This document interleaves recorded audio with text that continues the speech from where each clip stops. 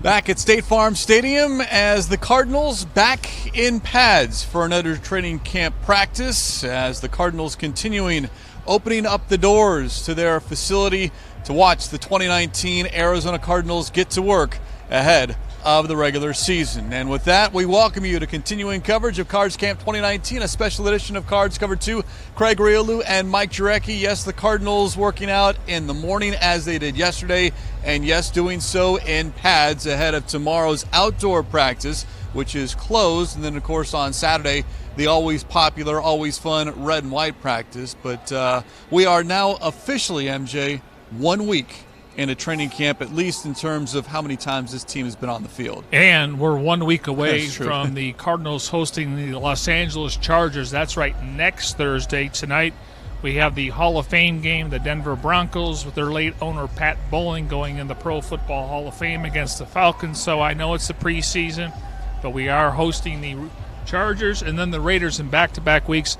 3 Thursday night games this year, so when it comes to traffic, make sure you plan accordingly. And, of course, this team on the national stage for 3 of those 4 games. The NFL Network carrying both the first and third preseason games live, and in the second preseason game, the Monday night crew for ESPN televising that contest, and, of course, all the action on the Arizona Cardinals radio network. And if you're out of state, that's going to be great for you. But if you're in the state of Arizona, the surrounding area, Channel 12 will have all the Cardinals preseason games and obviously Cardinal coverage throughout the season. Cardinals have broken up their team stretch and now going into individual position drills. And while we've got a moment here, let's take a look at the linebackers and talk about what this team has both at inside linebacker and outside linebacker, because we know the particulars as far as who the starters are going to be, at least with 3 of the 4, because Hassan Reddick currently on the shelf after knee surgery. But you know the outside guys, Terrell Suggs and Chandler Jones. The inside, Jordan Hicks, who, by the way, had the play of the day yesterday in practice. The second pass attempt by Kyler Murray was tipped, and Hicks came up with the pick 6, if you will. And it just seems different when this defense gets its hands on the football and they intercept Kyler Murray. There's just a little bit more excitement and a little bit more celebrating by these guys, because, 1, it doesn't happen a lot, and 2, you're talking about intercepting the number 1 overall draft pick. Well, we kind of mentioned yesterday, at least I did, that normally when you put the pads on for the first couple of times, usually the defense is ahead of the offense. Now, obviously, the first couple of days of practice, we were seeing the offense, and Kyler Murray just spinning it around. And, he's had some turnovers. He's had some interceptions. We know Jordan Hicks, when healthy, a very productive linebacker with the Philadelphia Eagles.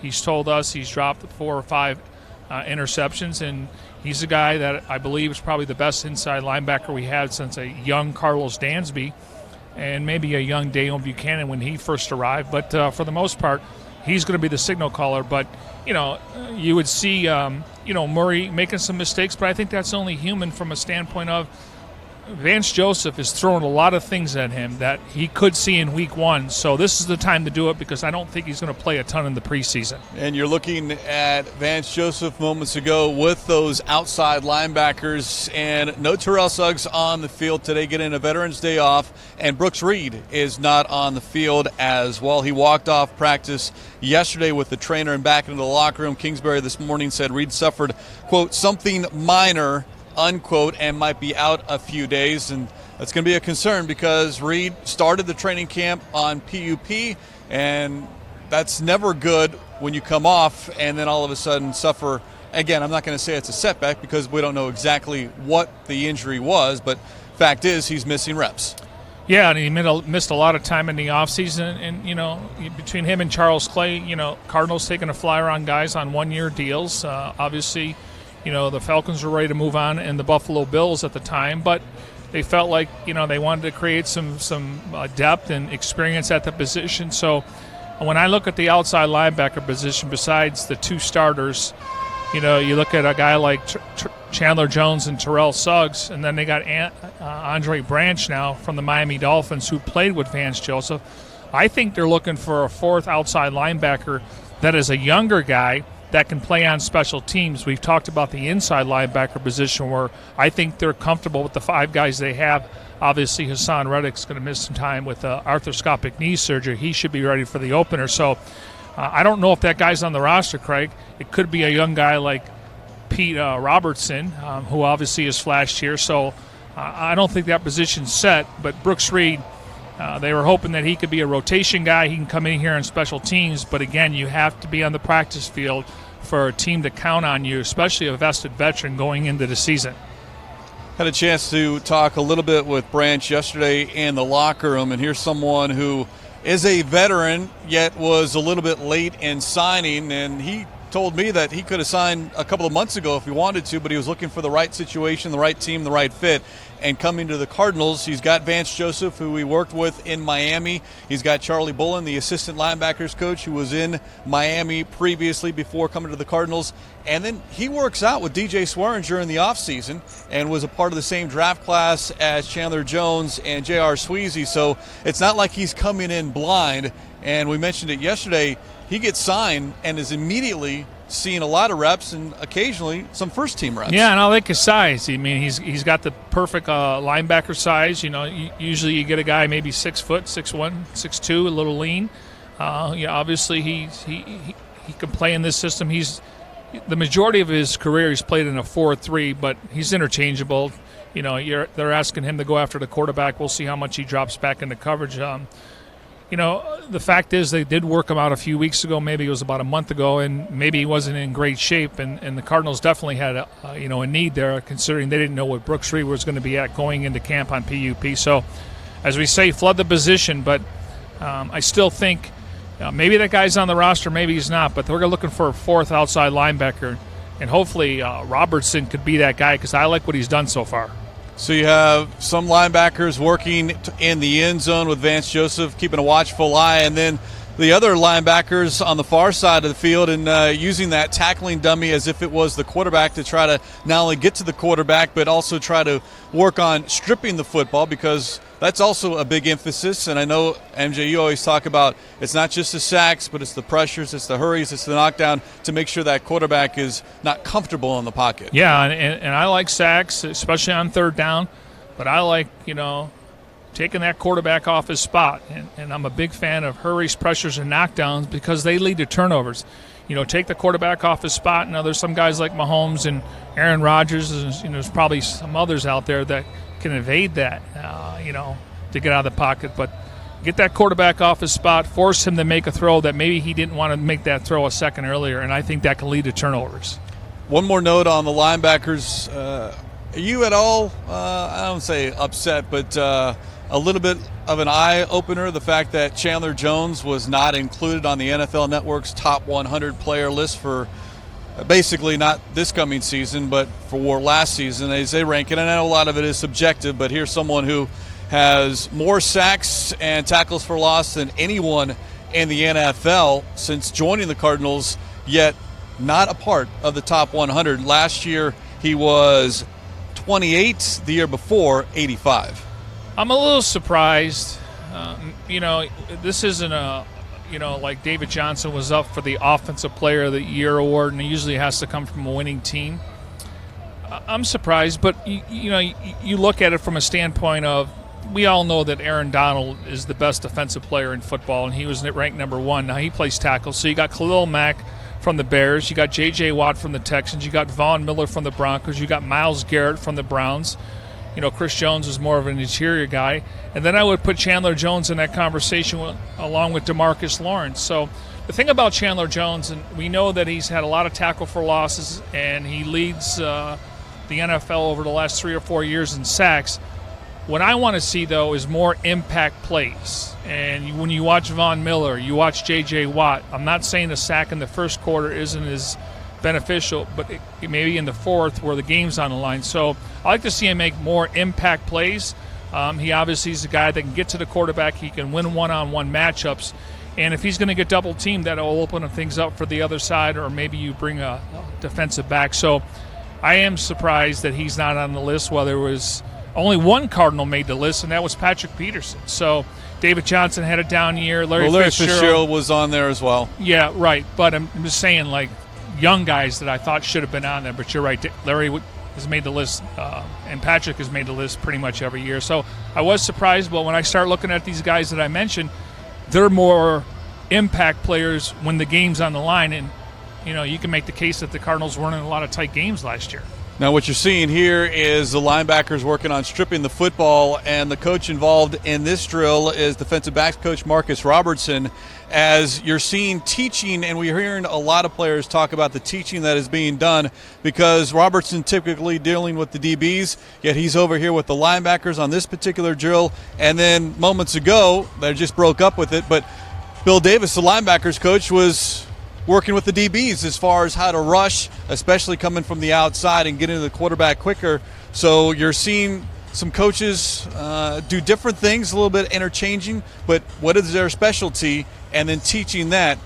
And it doesn't really matter what position group they're talking to. No, and obviously Marcus Robertson, his strength is coaching secondary, and they're taught to punch the ball, kind of like Peanut Tillman did throughout his career.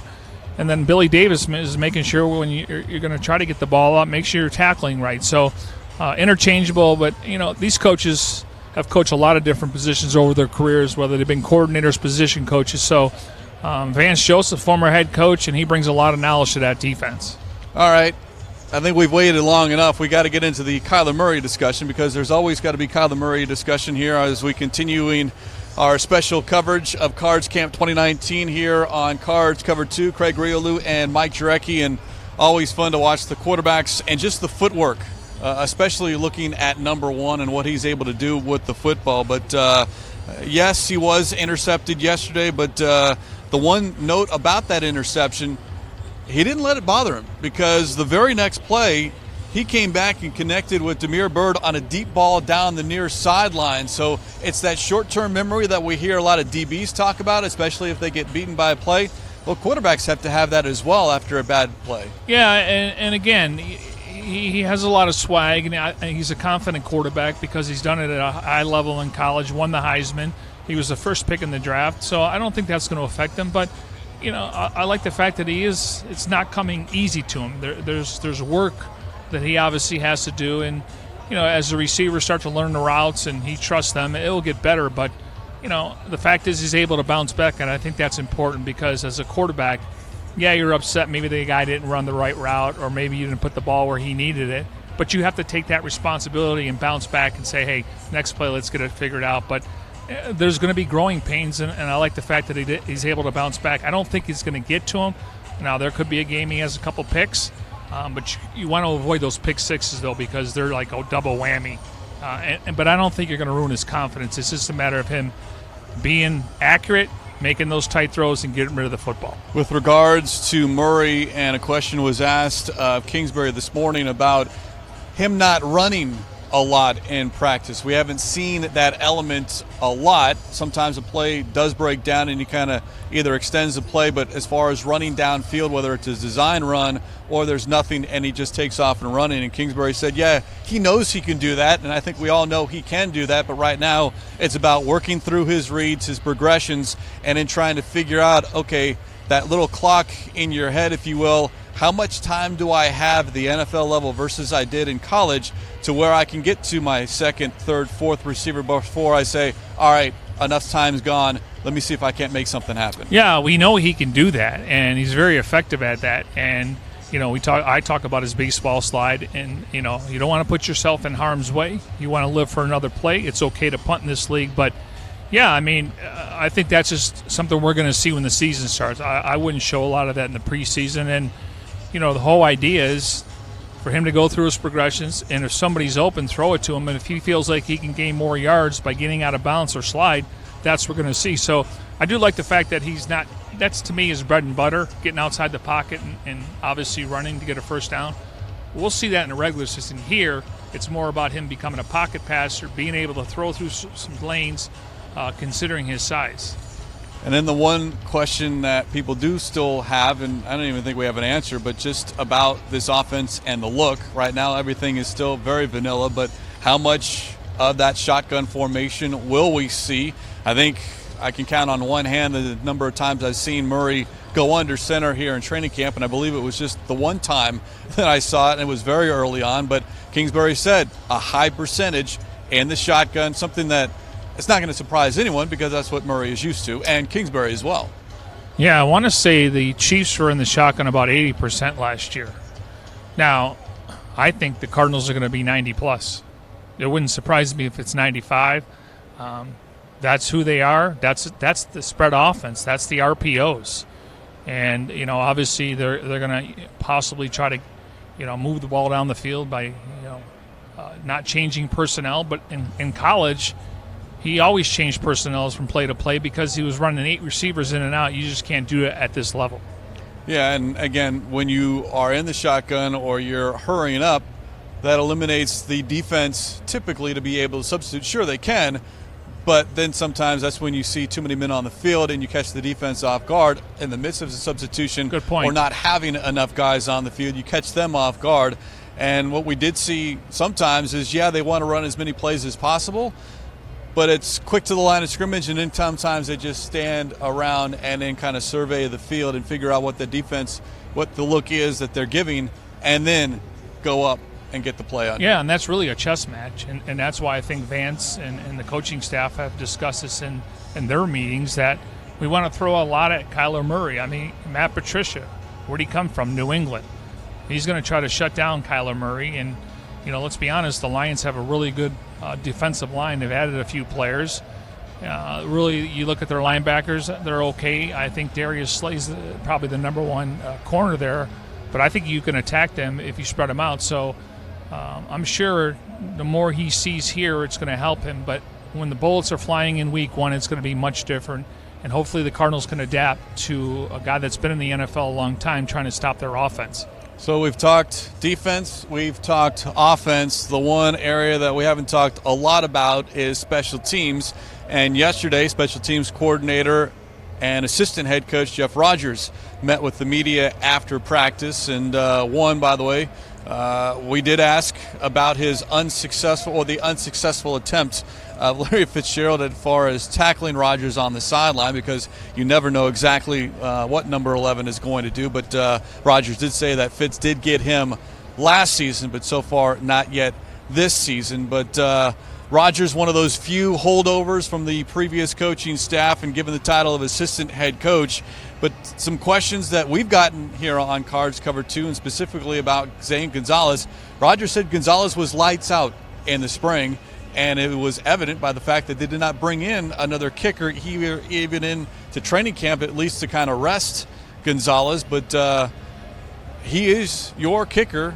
He has had his moments as far as late game situations, and he's also had his struggles as well, missing back-to-back kicks in a recent practice. But Zane Gonzalez is going to be your kicker as we stand here on this Thursday. Yeah, besides a couple of misses, one he dunked off the upright, but for the most part, been consistent from 52, 53, 54, and 55. Now, obviously, you got to make a decision. Do you go for it on 4th down? Are you going to put him on there at the 55-yard line because you're giving up great field position? But he has the ability, and he's a young guy. He's got a strong leg. If he didn't get hurt in Cleveland, I think he still would be there. But, hey, their loss, our gain. Obviously had a great collegiate career at Arizona State. But, it's week to week with that. And if this team's going to be in close games, I think Andy Lee provides a great weapon when it comes to field position. We'll see who becomes the kick returner and the punt returner. But right now, it's Zane Gonzalez's job to lose. But he's going to have to make some pressure kicks if this team's going to win some games in the fourth quarter. Well, you brought up punt returner, kick returner, question mark on both of those duties. And Rodgers was asked specifically about that. And he has a number of different options. But right now, it's going to be about how those players look once the lights come on as far as preseason games, because right now it's a little bit difficult to tell because no one's really coming after you here in practice. Well, what I was able to take away from that, Kingsbury has not told him that Christian Kirk is going to be too busy being a wide receiver. So Christian Kirk is back there with a handful of other guys. Really the guys you got to pay attention to are Damiere Byrd, Farrell Cooper, Andy Isabella, and Christian Kirk. Now, last year we thought Kirk would return one. we think he's going to be the number one or second wide receiver along with Larry Fitzgerald and David Johnson. So he's going to play a ton of snaps, 65 to 67 snaps, maybe even 70. So if you're Farrell, Cooper, or Bird, maybe you're that fifth or sixth receiver, and you're going to be dressed on game day. We know Sherfield plays on teams, so I think that's still to be determined. But Christian Kirk, very fluid when he catches the football, like Bird and Cooper. Isabella's kind of fighting for it a little bit, so they have some good options. Cooper's done it before. Bird obviously has the speed and the fluidity when he catches it. And then Christian Kirk has proven he can do it. And I'd even throw in T.J. Logan into true. the mix, especially on the kick return. The one thing perhaps working against Andy Isabella, and not specifically mentioning Isabella, but Rodgers did bring up that there is a difference when you are fielding punts at the NFL level versus the college level. The kick itself is a little bit different. There is no rugby-style kick. And then guys are bearing down on you a lot faster. They can get a little bit closer to you. So that's going to be a little bit of an adjustment.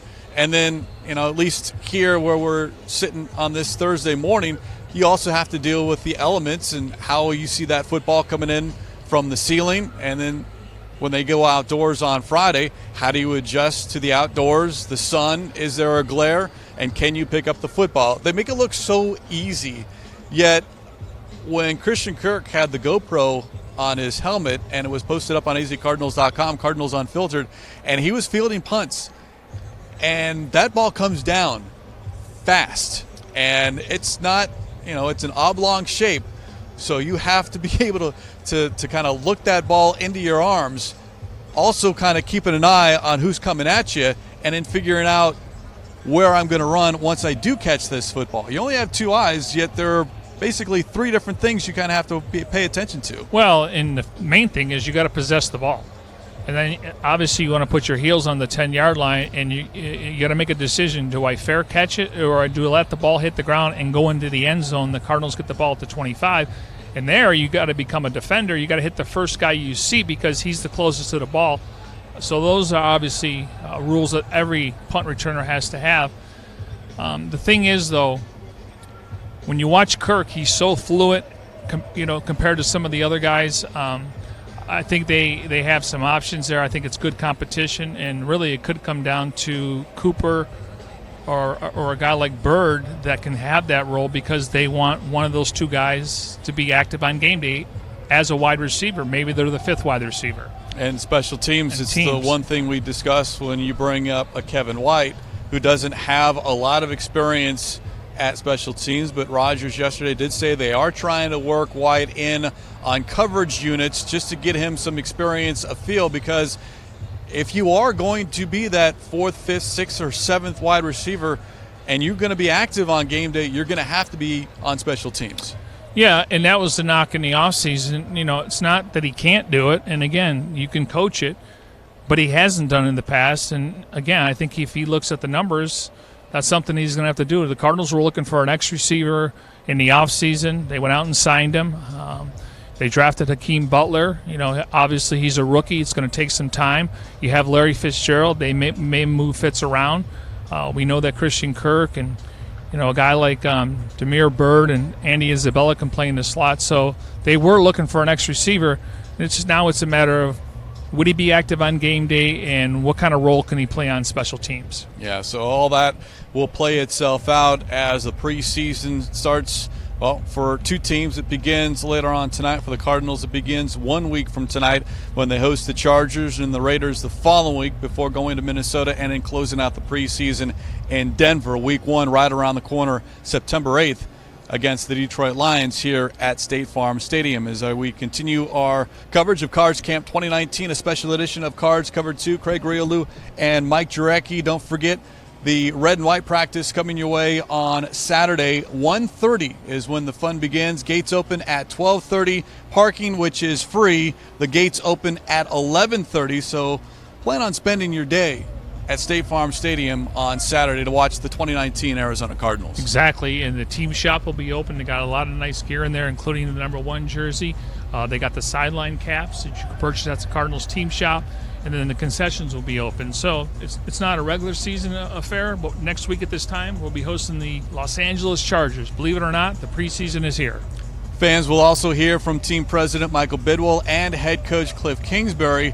One other note on that red and white practice, fans won't see it, but Kingsbury did say that they're going to kind of use it not as a dress rehearsal, but as far as how their substitutions, how their personnel groupings are going to go. And then some of the coaches are going to be up in the press box because, as we mentioned, there's a lot of guys who have, maybe never been at State Farm Stadium, but that first game is right around the corner, and that's what their vantage point is going to be, is in the press box. Yeah, every coaching staff's different when it comes to the red and white practice. Now, I do think we'll see some situational stuff, 4-minute offense, 2-minute offense, short line situations, because you are running different personnel out there. They could do some field goals just to make sure you have your first and second unit. So this is more like a dress rehearsal before their first preseason game next week.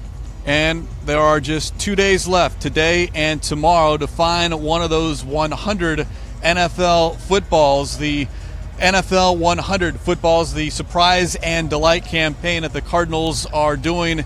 And if you follow the Cardinals on social media, you do know that one of the 3 gold footballs has been placed somewhere around the state of Arizona. One has been found, one has been placed here today. And of course, if you find one of those gold footballs, that means you'll be going to the preseason game against the Raiders, and then one winner of those 3 footballs found will receive 2019 season tickets. And I believe we have just today and tomorrow. Correct. And they, as you said, it could be found, but there's one out there right now. But keep looking. So we got today, the rest of today, and then tomorrow at 9 a.m., whether it's on Twitter, Facebook, or Instagram, they release clues and they give you the Google map where you're 100 feet away from that football. So 9 a.m., make sure you're looking if you haven't been able to get one throughout the course of the week. Yeah, fans have certainly had a lot of fun with that so far this entire week. Again, tomorrow's practice closed. It's an outdoor practice. We'll review that practice on Saturday when we have coverage of the red and white practice right here on Cards Cover 2. And with that, we'll sign off on this Thursday morning. Special thanks to those behind the scenes, Jim Omohundro and Grayson Choi. For Mike Jurecki, I'm Craig Grialou. This has been continuing coverage of Cards Camp 2019, a special edition of Cards Cover 2.